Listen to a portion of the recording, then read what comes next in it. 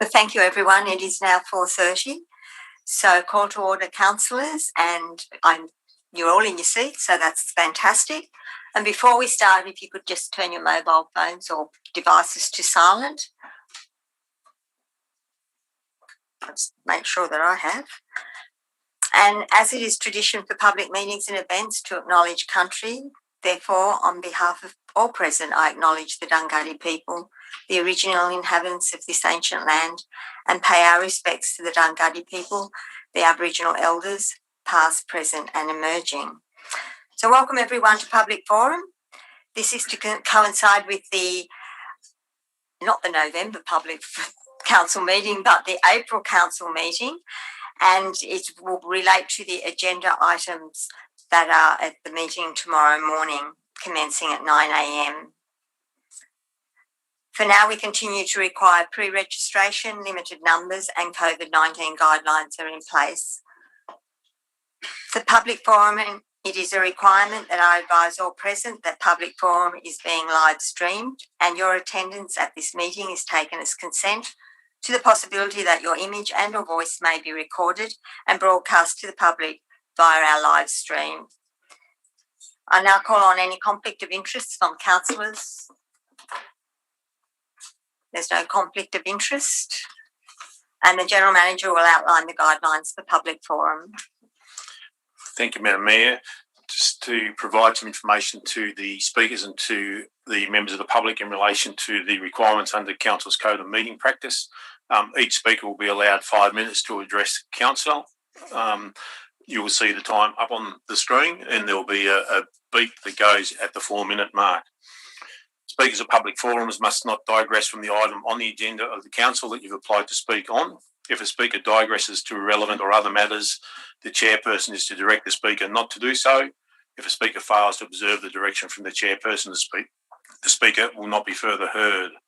A councillor, including the chair, may, through the chair, ask questions of a speaker following the address at the public forum. Questions put to the speaker must be direct, succinct, without argument, and on the subject matter.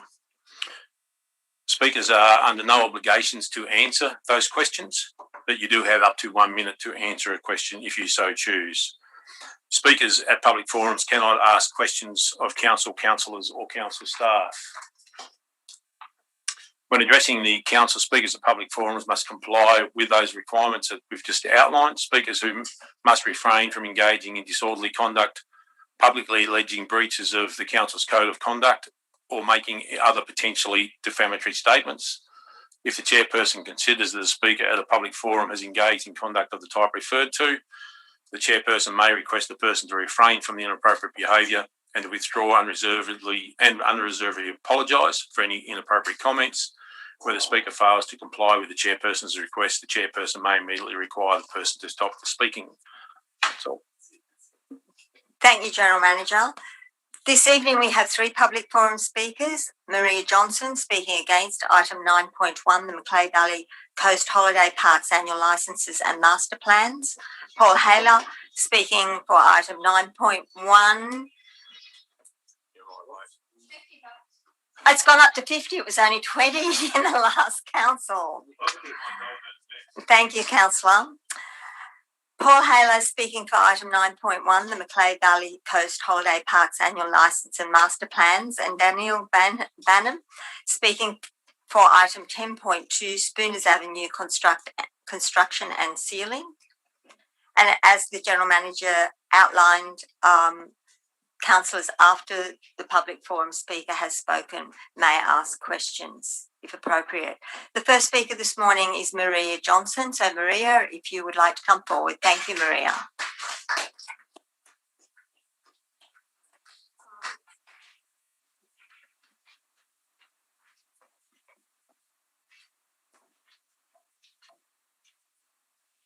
Good afternoon, Madam Mayor and councillors. I come here today to request the council not to put forward the recommended plan for 6 cabins on the eastern boundary of the holiday park or any hard structures on the waterway, inclusive of safari tents along the creek front. What I suggest is for a better outcome and the one that is in keeping with the principles of the Crescent Head Public Domain project. I suggest Council adopt the Crescent Head Park Alternative Plan with the exclusion of number 4, the safaris on the creek front. The Macleay Valley Holiday Park Future Parks Engagement Report clearly states on pages 6 and 7, Recommendation 1, retain Creekside Camping Precinct for low-key camping and caravan purposes. Recommendation number 6, retain the Oceanside Camping Precinct, primarily for camping and caravanning purposes. Recommendation 8 is to reduce the potential for visual impacts within the oceanfront precinct. 6 cabins on the eastern boundary of the holiday park is a direct contradiction of what Council claimed to the public they were trying to achieve in the Crescent Head Domain project. We give you green space, ladies and gentlemen, but we're going to line it with some boxy cabins. Really? I stand here today on behalf of the 300 people that attended the rally on the Crescent Head Foreshore Sunday week ago that showed their support in this request. No cabins on the oceanfront precinct. Let's get this right. The community of Crescent Head would like to work with Council to formulate a more holistic and futuristic plan for the Crown Land, including the holiday park and the car park, as per Council's community engagement policy. Please stop spending ratepayers' money on reports that are being ignored, incomplete, and reports with data errors. We want a plan with a proper, thorough traffic and parking study done to cater for current and future parking capacities. We do not want cabins on the oceanfront precinct. Cabins on the oceanfront precinct and safari tents on the creek front are not in keeping with the principles of the Crescent Head Domain project or the 11 key community priorities identified in the Crescent Head Master Plan and are not in keeping with the natural beauty of Crescent Head. To facilitate 6 cabins on the oceanfront precinct, we don't want to lose our 58 foreshore car parks and access to our beach. To facilitate 6 cabins on the oceanfront precinct, we do not want traffic congestion and parking issues in our tiny little village. In conclusion, Madam Mayor and councillors, to facilitate the cabins on the oceanfront precinct, the community feels that the Crescent Head Domain project was manipulated. Council staff reports ignored and the community feedback completely disregarded in order for Council to gain our foreshore precinct. This is our community and it's our gathering space. I have come here today on behalf of our community to request that the Council do not put forward the recommended plan, but to show support for the alternative plan with the exclusion of safari tents on the creek side, as in keeping with the Crescent Head Public Domain project principles and Council staff's own recommendations. Thank you on behalf of the community of Crescent Head and the residents of this entire shire.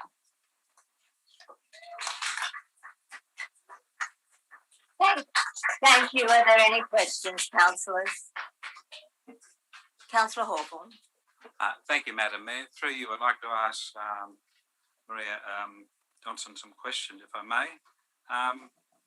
Maria, in the Future Parks Engagement Report, there's outlined quite a number of times that it appears that one person made 130 submissions. One person, 130 submissions. Yeah, that's not my question. Right. Councillor, can you ask your question, please? Yes, I'm asking my question. Thank you, Madam Mayor. My question is, what do you think on the impact of the credibility of the report that one person making 130 submissions make? And were you the person that made the 130 submissions? I have a lot better things to do with my time. No, but if that's the case, that report has no credibility. It should be disregarded. I don't even understand how a system could accept 130 submissions from the one IP address. How does that even work in a professional survey? Thank you. Your next question, councillor. Yeah, thank you, Madam Mayor. My next question, and thank you for your answer. My next question is, what do you see, if you could outline it again, if you could please, what is the best way forward for council to work with the community? We've formed a sub-branch of the Residents and Ratepayers Association already. We've called ourselves the Foreshore Planning Committee. We want to work with council. We have all facets of the community excited about working together to make the foreshore amazing. We have members of the surf club, the surfing fraternity, young families and the elderly. We have some wonderful ideas, including better car parking configurations to help with the car parking problem. We all would love to see a deck on our surf club. There's so many wonderful ideas that the young people have, been suggesting, and we just want to put forward some ideas and put something together that would just be wonderful and truly benefit the whole community. Okay, and the final question, if I may, Maria, through you, Madam Mayor. Yes, councillor. The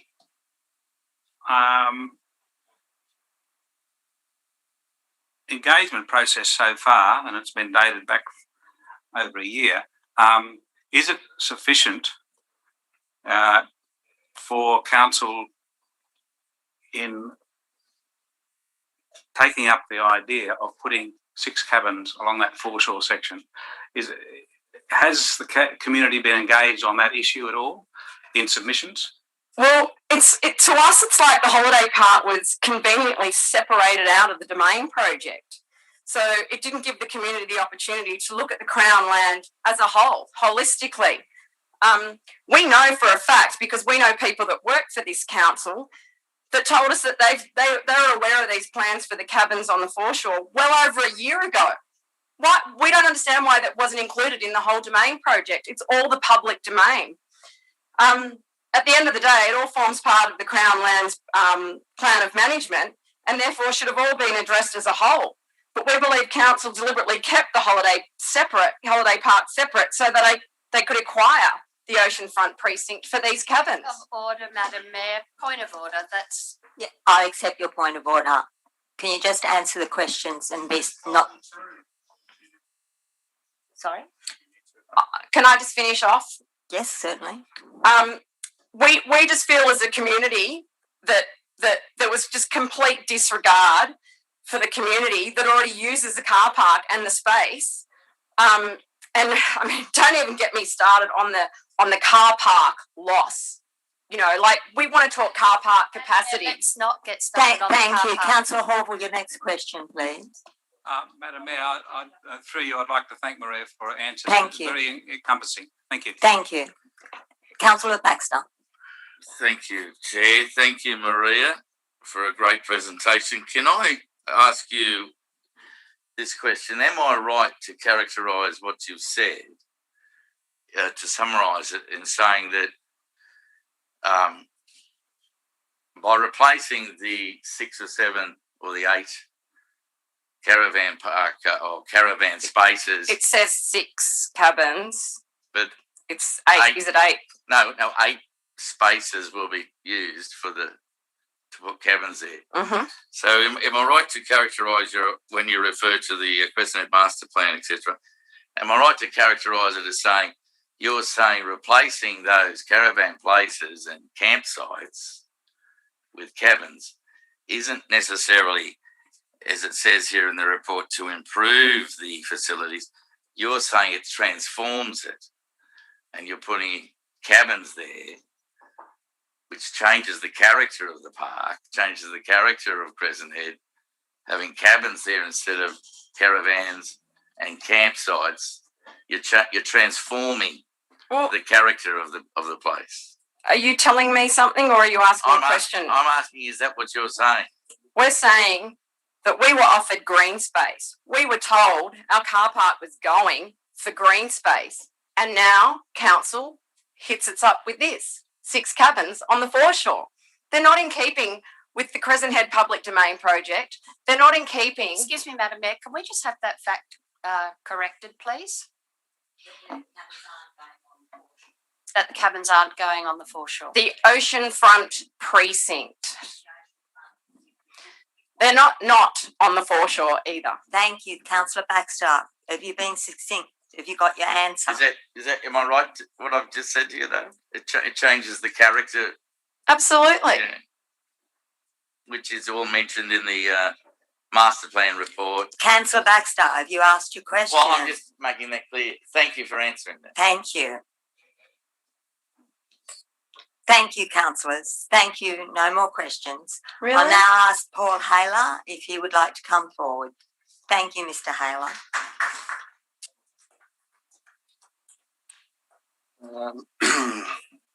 You have it. Thank you.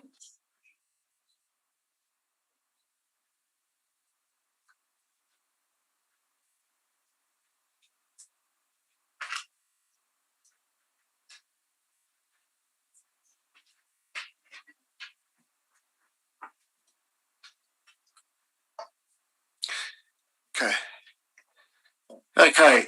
Thank you for the time. I'm starting with it's not greedy or a bad policy for council to improve its debt position by positive return on investments or assets. In slide 1, we see the caravan park or the holiday park interfacing with the green space. The surfer on the left is where you look out. Then you have the green space where it merges, where you have the decision point, which is the 6 cabins that are within the holiday park. Can you follow that? And then, oh, well, I can't help that. Then moving to the right, you have the data source that comes out of the holiday park, which includes marketing data and financial data. It goes into those 2 triangles on end.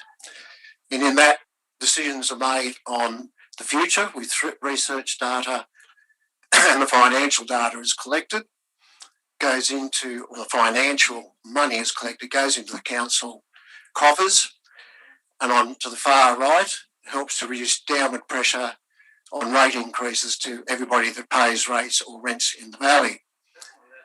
It also goes, the capital, I'll explain that. I'm getting interfered with here, please. Please accept that.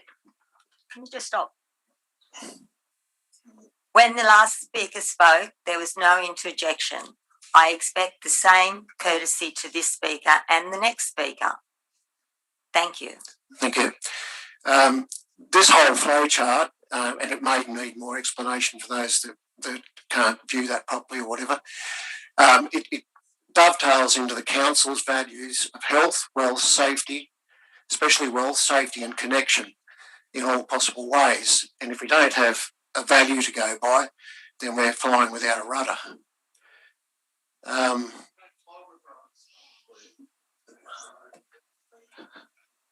We actually do. Okay. Okay. So the money, the capital that goes into the holiday park, the capital goes into investing in it, gets a return. So you get a return on your capital like you get a return on your house, which doesn't necessarily go back into the park, but can go back into other council, I would imagine, other council costs. They don't, they go within the park, they go within the maintaining. There's a return. You've got a capital that goes, hang on, hold the clock. There's a return on capital invested. So if you've got a capital in the park and you get an investment out of that, something on top, then I would imagine that can go into an area of maintenance or even buying new things for that park.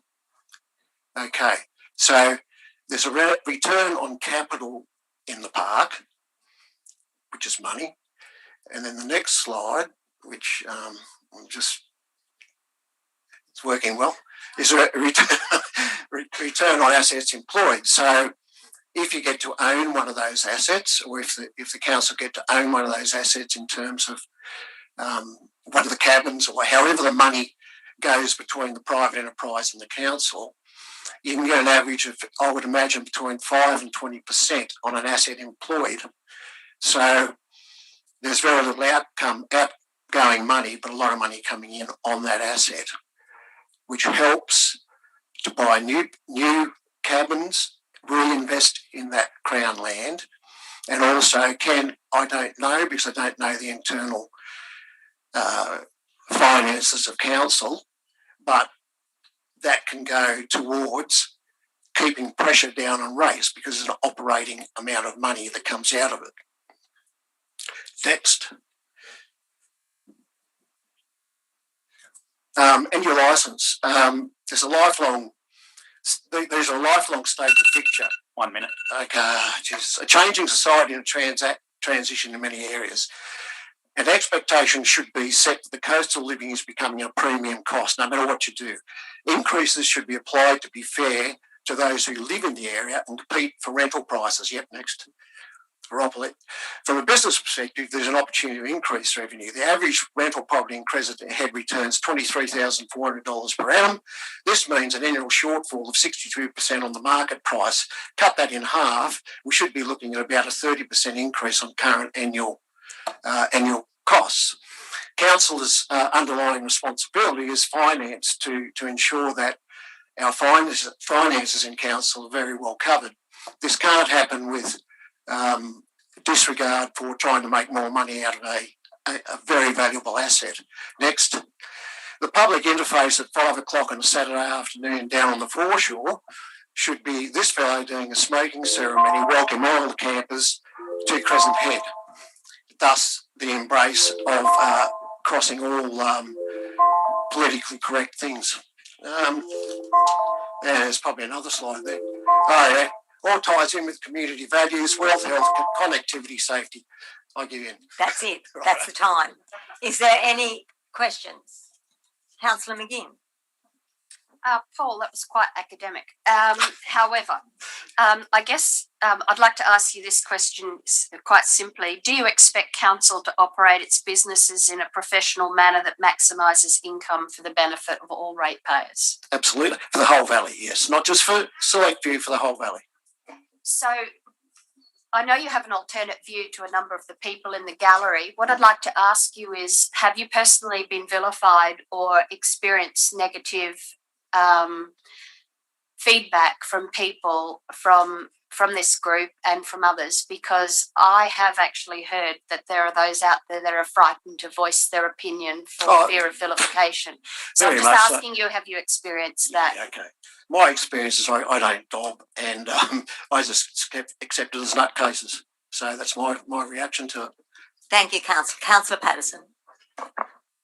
Thank you, Madam Mayor. Paul, do you know any connection between Byron Bay and Port Macquarie caravan parks? Do you know of any connection? What's that?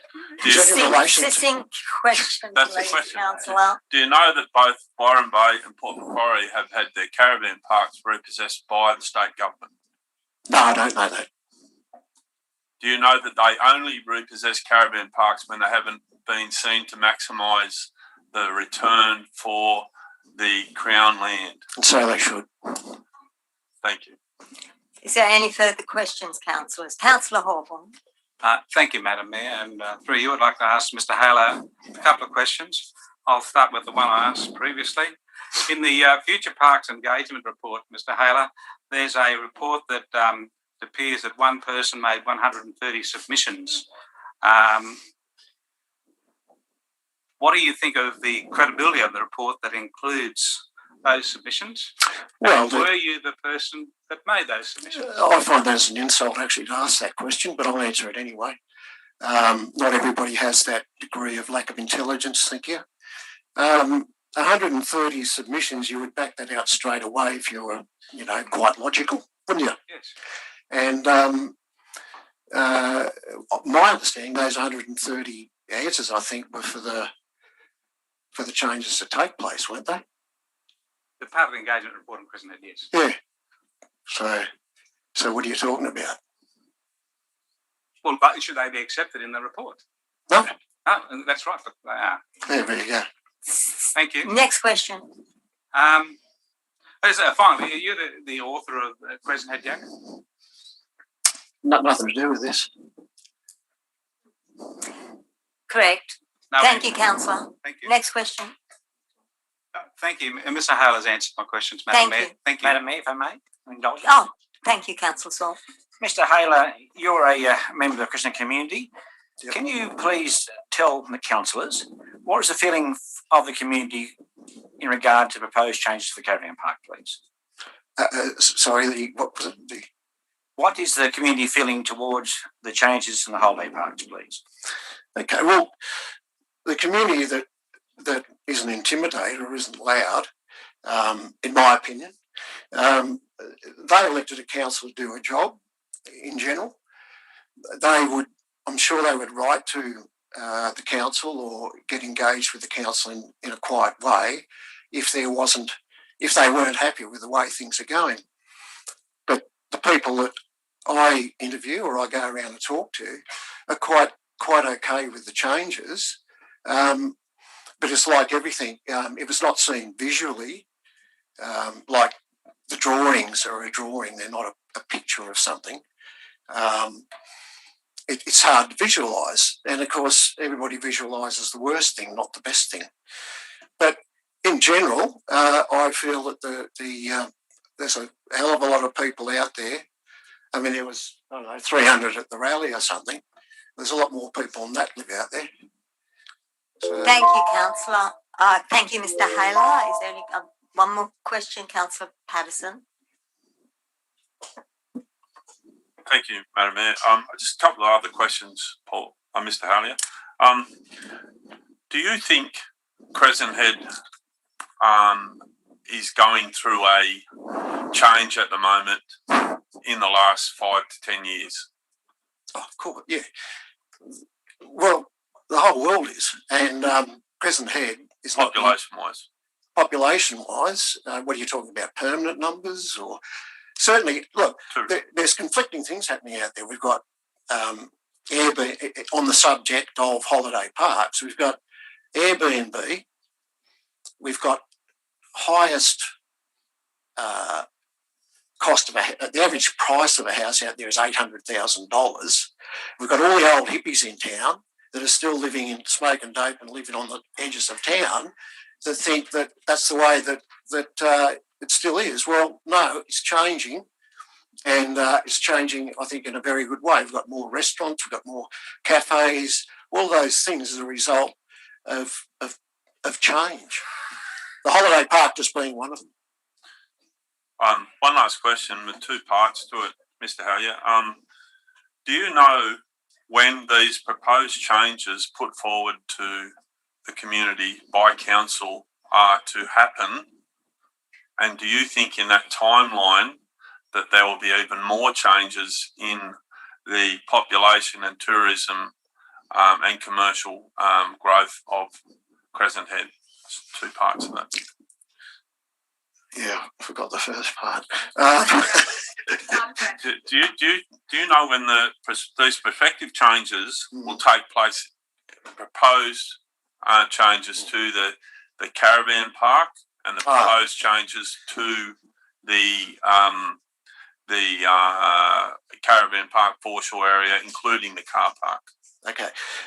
Yeah, well, I actually wrote to council about asking what short, medium and long term was in terms of time, because trying to get the detail of things, to understand that, I didn't get an answer before this meeting. So I can't really answer that in terms of years or anything, but what I can say is by the time I get and switch that light off over there, change has happened. And that the sooner you embrace that change, the sooner you can get on with life. Just a personal opinion. Thank you. Councillor Baxter, Councillor Hall. Thank you, Madam Mayor, and through you, Madam Mayor, I'd like to apologise to Mr. Haler if he thinks I've set out to insult him. I didn't intend to do that. Oh, no. But the reason I asked about President Jack, there was an excellent article on there about the issues there, and I was going to ask. Question, please, Councillor. I'm going to ask you what were the responses from people to that article, but if you're not the editor, you wouldn't know. That's right. Yeah. Thank you, Councillor Baxter. Thank you, Chair. Thank you, Paul. The question is, are you aware on page 29 of the report, it says 600 people were surveyed, and this excludes the 130 you're talking about, Councillor. The 600 people surveyed had a response of 2.6 in favour. So we're talking about 2.5 means half disagree and half agree. So we're just a shade over 2.5 as far as the question, should the cabins be put? Your question, Councillor. Yeah, I'm asking, are you aware that 600 people were surveyed and it was a 50-50 split? Yeah. All right, thank you. Yeah. Thank you. But can I just extend that answer? But they weren't asked about the financials behind it. Thank you. Any further questions? No further questions. Thank you, Mr. Haler. Daniel Banham, are you here? Yes, thank you. Daniel will be speaking on item 10.2, which is the Spooner Avenue construction and sealing.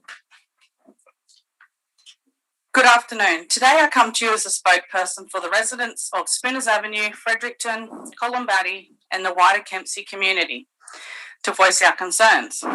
During my 9 years as a resident of Spooners Avenue, the condition of the road has mostly been very poor.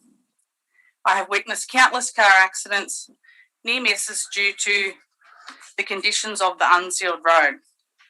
The road has very loose gravel, in particular the edges, large potholes, corrugations, which are causing damage to residents' car in the form of regular punctures, suspension and steering damage to their vehicles.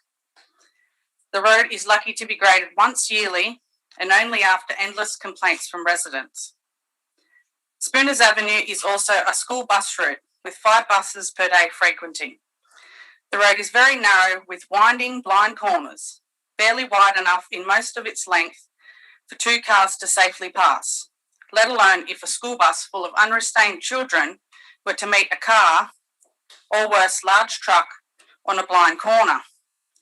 In particular, the Greenhill end of Spooners Avenue, for approximately 2 kilometres, there is a cascade of several very dangerous corners. I believe our road plays a very important link in the event of flood and non-flood times for livestock farmers, but also emergency services to keep our community safe. This includes police, fire, ambulance, and possibly prison vehicles transporting inmates to and from the jail. Whilst living at my property, I have had 11 people go through my front fence alone and had to fix this at my own cost. Many other residents are also having the same problem of cars leaving the road, impacting their fences and their property. This is a daily occurrence when the road is being used as the flood-free route.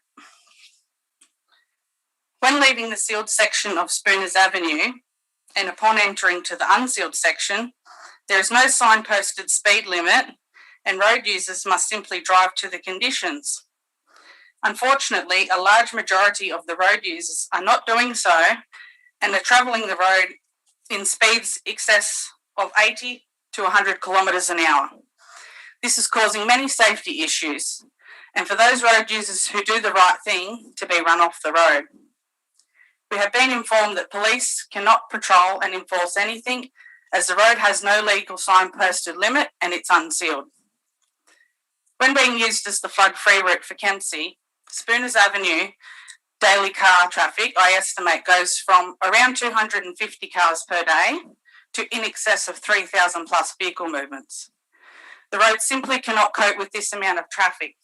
Lots of accidents are happening, damage to our properties, and honestly, it's a miracle that no one has been killed or seriously injured. During times of flood, as recently witnessed, our road is a vital link for the whole community, not just for Columbatti and Fredericton residents. Many residents, past and present, have been complaining, petitioning and lobbying the council and our local MPs for 30 years to have this road tarred due to the high level of accidents and it being our flood-free route. With issues of dust listed as being the other major concern. This road, we feel, needs to be a priority for council, being the flood-free route and being unsealed. Essentially, in times of non-flood, it is still an important link road for people going to and from Fredericton, Columbatti, via Green Hill to Ordervilla and west of Kempsey. Moving forward, I hope council see the importance of this road as our flood-free route and the various safety issues listed above. 1 minute. Due to it being unsealed. And that they not only keep this on the current priority list of unsealed roads in the valley, but also actively apply to the state government for funding to finally have this road sealed. Whether this be in the form of Roads to Recovery program, a Safer Roads funding, or similar. Thank you for your time. Thank you very much. Is there any questions?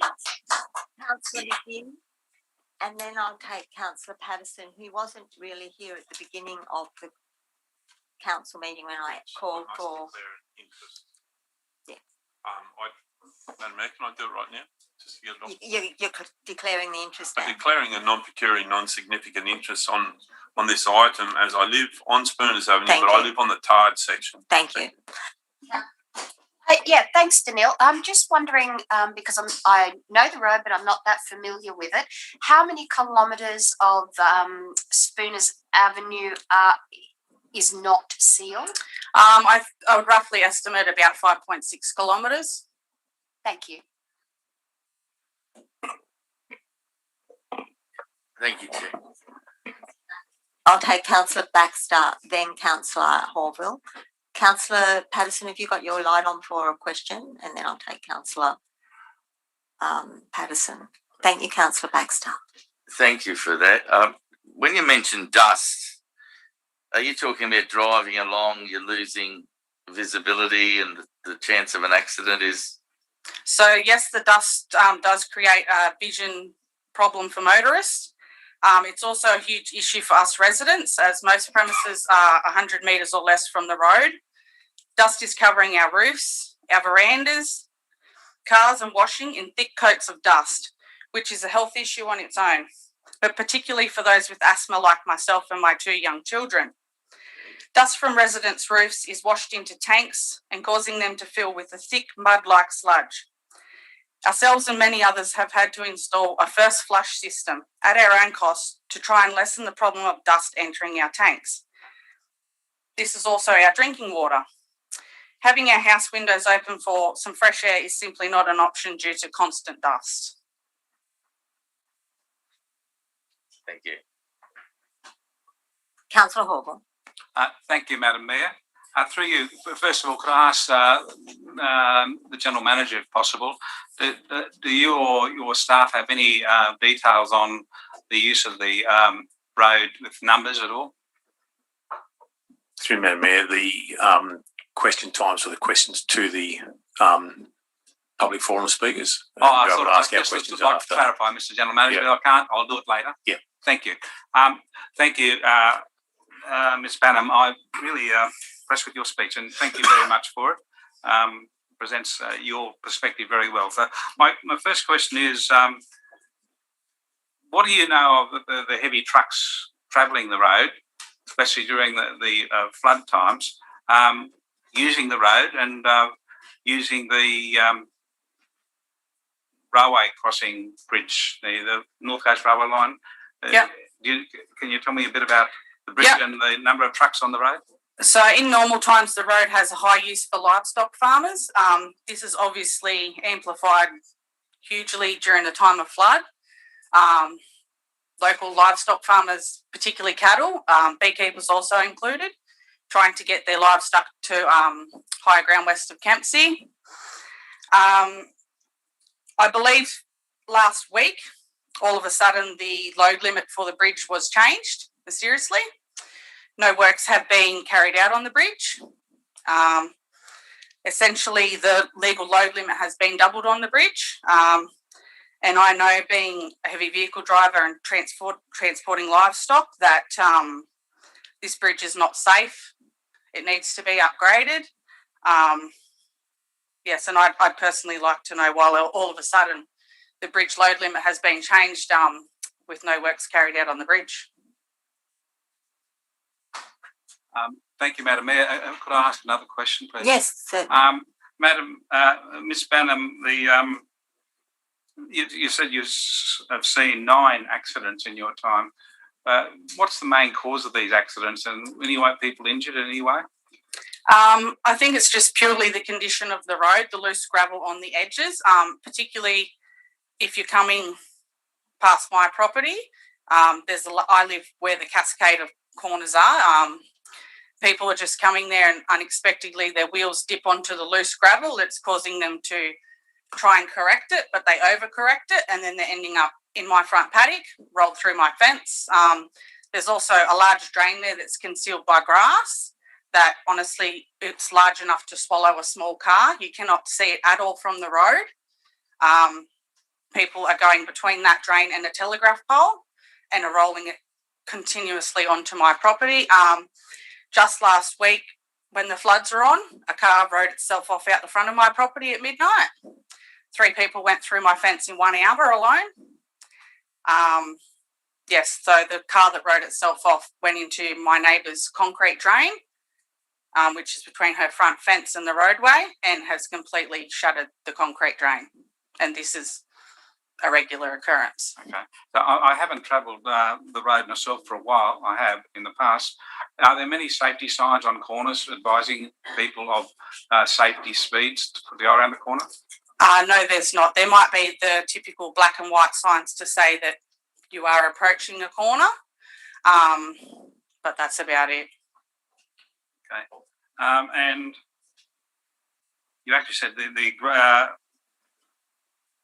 the road is graded about once a year. Is that a regular occurrence, or does it have to be at the behest of people complaining? I think it's only because of us residents continually complaining several times a week, ringing council. In my 8.5 years, I have constantly rang council about the condition of the road. Each time I do have a reference number for my complaints. It's such an unsafe road to travel. Thank you very much for those answers. Councillor Patterson, and then I'll take Councillor Morris. Thank you, Madam Mayor. Thank you, Danielle, for bringing this to Council's attention once again. And just for, I've got a couple of questions, Madam Mayor. I just want to make mention to how such lovely people live on Spooners Avenue. Councillor, ask the questions. First question is, Danielle, has there been much development, i.e. building lots, subdivisions, etc., in the area of Spooners Avenue or in the area off Spooners Avenue, Chain of Ponds Road, Columbari Road? I personally know that literally every single lot has now been sold on Spooners Avenue, on the dirt section in particular. I presume that there's been strong developments also in the Chain of Ponds area and Upper Columbari at Columbari Road. So there's obviously more rates coming in for this road with still no improvement. Danielle, my next question is, do you know what Section 94 development contributions are used for? No, I don't, sorry. Okay. I can answer that later if she wants. Do you know that Spooners Avenue is number 2 on roads to be tarred in Council's road sealing program? I wasn't aware of this until Thursday afternoon, no. Mm-hmm. And last question, do you think that the Spooners Avenue should be classified as a main arterial road because it's important links it has for the community, especially in disasters, i.e. floods? Absolutely, because I have been informed that even though the construction of the Macleay Valley Way and the bypass has happened, that many long-time local residents believe if the flood levy breaks in town, that Spooners Avenue is going to still be the only flood-free route option for Kempsey. It's vital for our community, essential workers.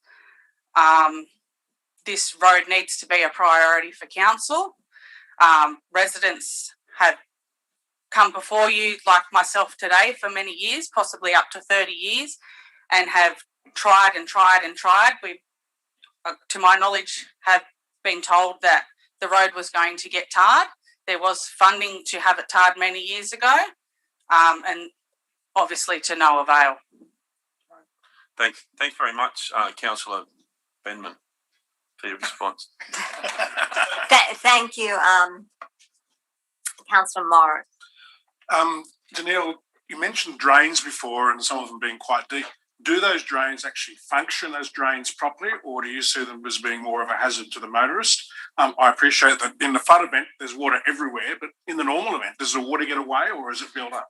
Yep, so even in under not flood conditions, when the road, like there's just heavy rain and stuff, the drains, it's like the pipes going under the road are not big enough capacity to efficiently move the water away from the road, particularly back to where the cascade of corners are.